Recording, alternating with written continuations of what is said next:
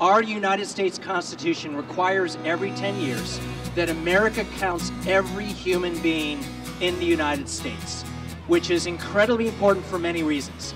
It's important for political representation because if we undercount California, we get less representatives in Congress.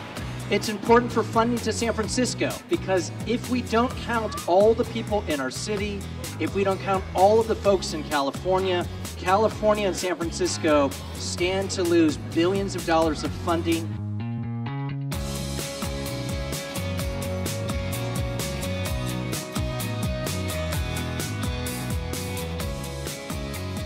It's really important to the city of San Francisco that the federal government gets the count right.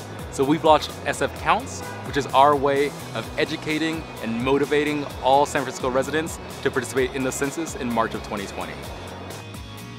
The role of the SF Count Committee is to bring together interested stakeholders, people within our local government, local non-profit organisations, faith-based organisations, to make sure that we get out into the communities and that we let everybody know what the purpose of the census is, what the reality of being counted in the census is, and more importantly, what the reality of not being counted in the census is.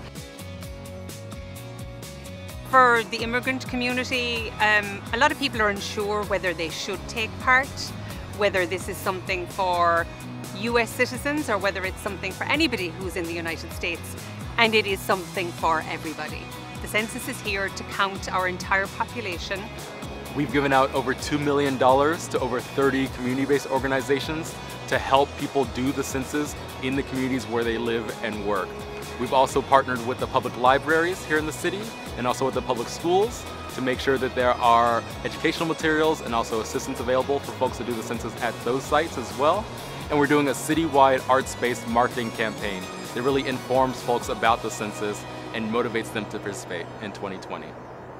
Because of the language access issue, which is the #1 issue that many limited English proficient Chinese communities and families experience, there is a lot of mistrust in the government, and that there is a lot of concerns around whether or not their information will be protected, whether or not their information will be kept confidential.